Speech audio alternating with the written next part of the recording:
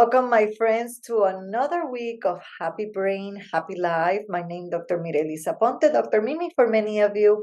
And my goal is always, every week, every time I share some information with you, is to be able to understand your brain so that you are able to apply simple strategies to improve the way you think, feel, and act. Isn't that great that we're able to expand our most important capital?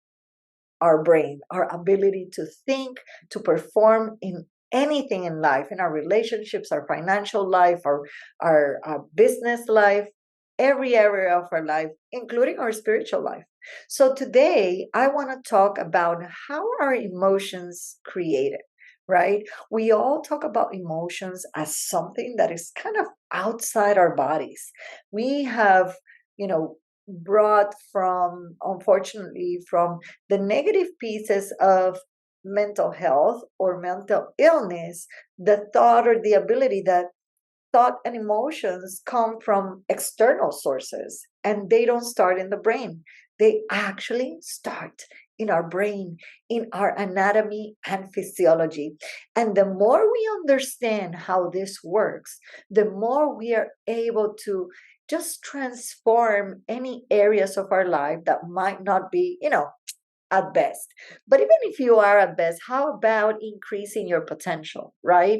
So understanding our emotions is key because it is so much talked about emotion. Not only that, but everybody talks about feeling depressed, feeling anxious, unweary, fears. We talk so much about that, but do we understand where it starts, where it begins, where it's all connected and related so that we can go back to our system and now re-instruct it, right, and give it the right instructions to change the way we feel. So today we're going to focus on emotions and literally, the brain and the research about the brain is nothing new, right? The 1990s were known as the decade of the brain because that decade brought with it a lot of research, particularly in the educational field. And honestly, I have been teaching about neurodevelopment and neural learning for almost 20 years now. And so I understand how we have been looking for ways to understand how the brain learns and how to make that learning better. And one of those keys, if you listen to last week's episode where we talked about creativity and decision making, they both were geared from one main source: emotions. And so that is why emotions and understanding emotions is so important in our creativity, in our decision making, in everything that we do. Our emotions are involved. And so in the 1970s, actually, there was a man called Paul Ekman, right? An anthropologist who said that we had six main emotions. We experience six basic emotions: anger, fear, surprise, disgust, joy, and sadness, right? And if you can see, half of those are not positive, half of those are positive, right? And the reason why is because our brain is able to react from its environment. However, there are other theorists that would say, no, no, we only have four basic emotions. And there are other theorists that would say, no, we've got like around 27. So I am not sure if we're going to conclude on the same amount or the same emotions, but I can conclude one thing. It all starts in the brain. It has some universal, some of these emotions are universal to the human race, right? To our cultures. It kind of connects to our different experiences and how we have grown to realize those different emotions. So one thing is really clear, though, emotions arise from activity in distinct regions of the brain. And so there are three main regions of the brain that are responsible for, let's say, liberating or triggering emotions. Number one is our amygdala. Now, many of you have heard about this, and the amygdala is a internal, is these structures are internal and under the cortex, right? Under the uh, prefrontal and all of our outside cortex. And so they're internal structures, including the amygdala, the insula. I'm going to talk a little bit about the insula today, and also the midbrain. So three main regions that trigger different relationships to emotions, right? And it is important to understand because all of these structures are the triggers for emotions, emotional behavior, but also motivation. For example, the amygdala is responsible for those three, and it actually interprets, it helps distinguish fear. It actually interprets what fear is, understanding that we are programmed according to our experiences about fear. It helps distinguish actually friends from foes. So our ability to be open to somebody getting close to us, or making sure, this is not my friend, this might be my enemy, and then putting those barriers, right, between our relationships. And also it identifies social rewards and how to attain them. Like, how do I adjust myself to getting what I want? Let's put it that way. And actually, many of you have heard about the classical conditioning, right? Ivan Pavlov, where he did a research about dog digestion, and every time the technician would bring food and put the food in, the dogs would salivate. But eventually, this action was so repeated that the dogs would just see the technician and already start salivating, even without any food present. And this is because our brains are able to be conditioned to react to particular stimulants, right? Something that is stimulating our senses. So we are able to program how we want to react to certain things. But in the same scenario, we have been programmed to react automatically and conditioned to certain scenarios. Let's think about this for a second. In school, and I know that this doesn't happen as often or in the same way in schools now, but it used to be that it would be a bell. Every time a lesson was finished, we would ring a bell. That would be the sign for our moment to either leave or to change to another classroom or to change topics or to go to lunch, right? Or to go to recess. So the bell became our way of getting released of something, right? We are able to release constantly and condition our behavior to that.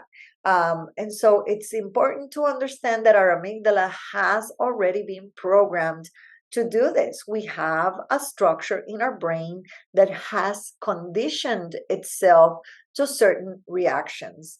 And we can think about it, if you do have very strict, this is very particular, if you have very consistent, particular routines, your body can get really ready for anything if you have a conditioned your body and your brain to react to doing exercise, what you eat, when you decide to eat, the kind of food that you eat, who you get close to, how do you practice a particular instrument, even, or how do you even practice a particular sport.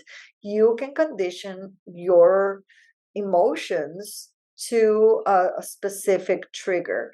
And that means we are trainable. Yes, that means we are trainable. That means our brain is capable of learning something that will trigger you to do it. I have mentioned in other examples. Sometimes you have a activity that you dread, right? You don't want to do it, but once you're in it, your body goes, "Yes, I'm so glad." It happens with my kids every time. They don't want to get in the shower, but once they are in, they don't want to come out. So if you are able to trigger with the right emotions, then going into the shower is not such a difficult task, right? We can condition ourselves to in that direction. Now, there is a second structure that I mentioned. It's called the insula, right? And the insula is really our source for disgust. So, like, yeah, what you like and what you don't like, all those strong negative reactions that are unpleasant, like an odor, for an instance, that is a trigger for us to right, protect. And it's literally a mechanism of protection. Both the amygdala and the insula, what are doing is protecting our body from danger. So for example, if you were to smell a food that is contaminated or poisoned or spoiled, you are able to smell something wrong and detain yourself from moving forward. And that is one of the things that really these two structures do, but understand that they are able and capable of um, redirecting us to protection, right? So that's their main mechanism. Actually, there are studies with magnetic resonance imaging, and that have found that those areas of the brain, right, the insula, kind of lights up when someone is expecting pain. So let's say you're going to get blood drawn, or you're going to get some kind of vaccine or injection. The insula lights up in those moments because it's anticipating the pain. So these are mechanisms that are made to protect us, but understand that they work from an automatic perspective. So if we are able to plan out for them what we are expecting, now they are able to feel more calm and better to accept the process that's going to happen without creating more tension, right? So we're glad that they are there. They are meant to be our protective system and mechanism, but we also are able to train our brain to not be afraid. And literally, when we think about entrepreneurs, athletes, artists, musicians, people that are looking to into the future, into their possibilities, into their potential, many of the things that detain them are fear. So both the amygdala will kick in, but also, for example, the insula would kick in when you are being, when you have had an experience of being bullied by, oh, you don't sing that pretty, or your art is not great, or you don't perform well, and then those feelings of disgust will come in and kick in and detain you from moving forward. So understand your brain is just reacting to its natural. And when we become conscious about this, now we're able to take action into changing that around to our desire, right? So, it really receives. The insula really receives like a status report, right, about the body's physiological state and how it generates subjective feelings, though very subjective, because many times there is no real reason behind that fear or behind that pain, um, about linking those internal states and feelings and to conscious and conscious actions. So let's make sure that we are evaluating what it is. This really reminds me of when my daughters were getting um, vaccinated, right? And I remember the first, I have two of them. And so how our insula and our amygdala gain information from the outside sources. So one of my daughters got really nervous, so nervous that she was, crying and very loud, and she just we thought we wouldn't be able to get the vaccine in. Vaccine happening like 3 seconds, and all of a sudden all the crying went to like, to a nothing, right? So when the second child went to do the vaccine, now she was like, should I be expecting pain or not, right? And that is our insula and our system trying to make decisions for us, trying what was the information given from my environment so that I can consciously decide. Now, the first reaction is to consciously receive pain, right? And protect myself from pain by crying, by avoiding it, by tensing up, by moving away. But if we are able to consciously evaluate what's happening and expose ourselves to the fear, we can identify that those feelings are not necessary and that it wasn't as painful as we thought. And so think about that as in your life, what things seem super painful, what things you think about or you have experienced that seem like overly traumatic, but if you ask yourself the question, or if you expose yourself enough to that fear, you are able to, your brain is able to understand there is no real reason for this fear. Now there is one more structure I want to talk about today, and it's the brain stem, right? It's part of our midbrain, and it has also been implicated in pain perception. Now listen to all these three areas are related to pain, to fear, to perception, and also, what I think about what I'm experiencing. So thought is also related to our emotions and how we react. I have said before, there's different theories. Some will say emotions come first, thought comes second. But I would say in our empowered life, thoughts should come first. So our emotions follow, right? Or at least go together. Um, and really, it's responsible for, receptors that actually participate in our pain reducing compounds, right? And sort of like morphine and oxycodone, and those can help kind of quell the activity in the pain sensing nerves, right? And so it might be part of the reason why you can sometimes distract yourself from pain so you don't feel like as acutely, right? And for example, if we have a pain in our foot and we rub somewhere else in our body, we can detract the pain that we're feeling in one extremity of our body to completely another. So we can actually move away from pain and fear as we consciously tell our brains how real that pain is, probably it, right? Is it real? Is that pain really there? Should it really be there?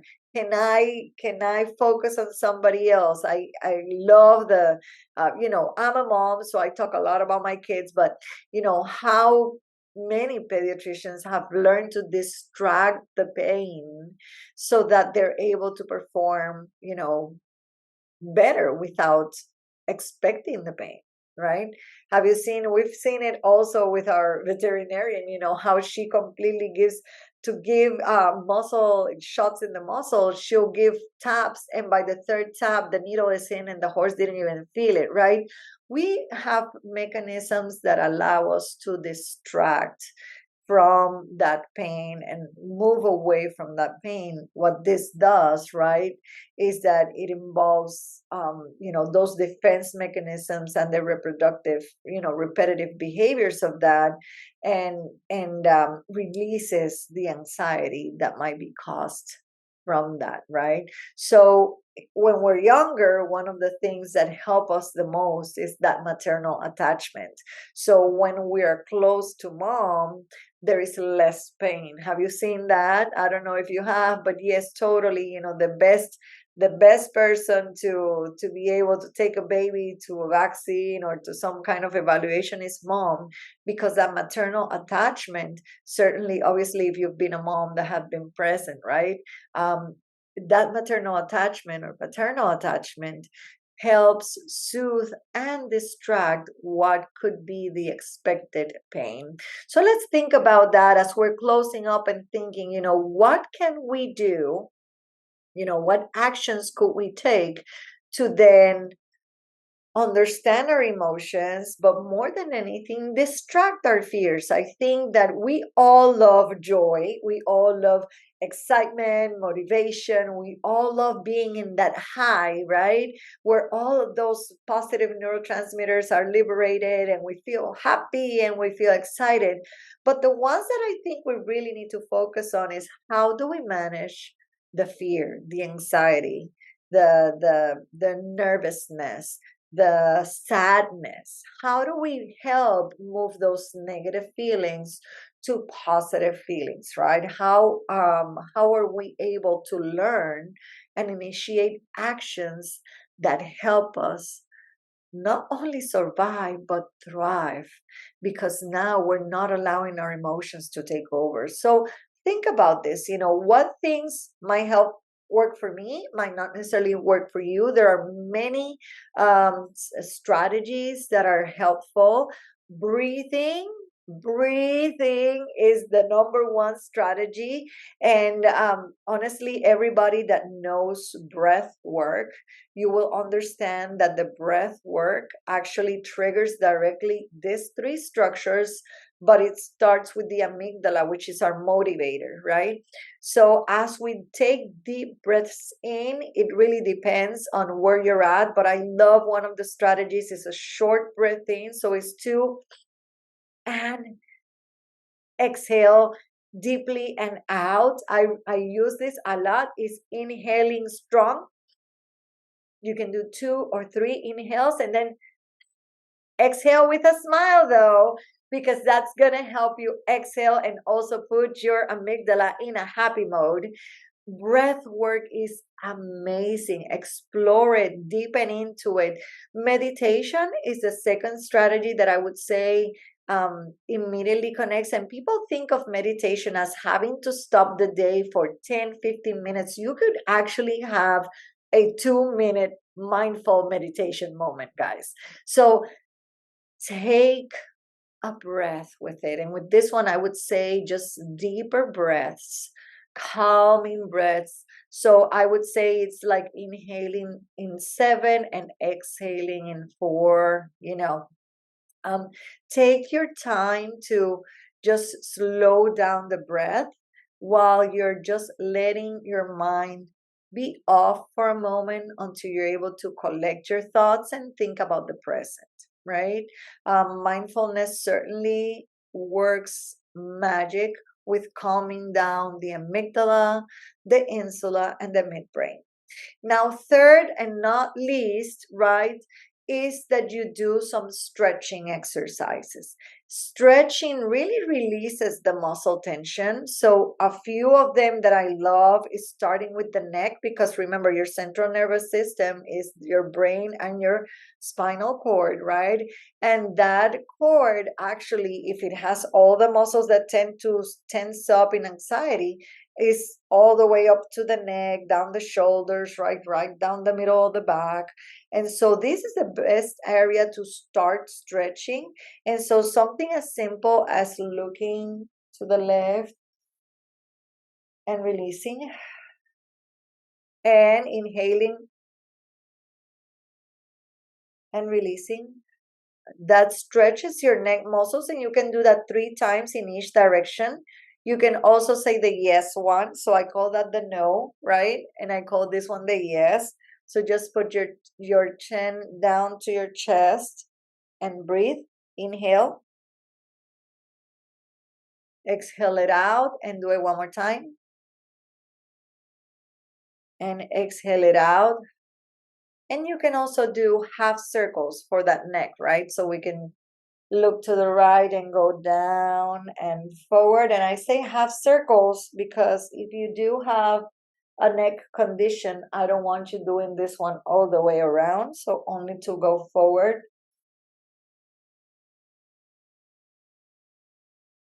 And bring it to center. And something like that alone can be training and triggering your amygdala to calm down. I tell my kids all the time when one of my daughters gets really nervous right before a writing, show, and we go, okay, calming exercises. Let's calm that amygdala down. And she already knows what exercises to start doing to calm the amygdala and bring her excitement down so that she can focus in her task. I wanted to practice a couple of this, but more than anything, be conscious, create consciousness about what these three structures might be doing in you, what has been, already saved in that system for you, and how conscious you can be about changing this all the way around. If you have liked what you have learned today, I hope you give it some like, give me some great comments. I want to see where you are watching from, but more than anything, ask me questions. I want to see what you want to know about brain health and how to help you move you forward. Check out our webpage and check out our free resources in the links below. Enjoy and have a great day.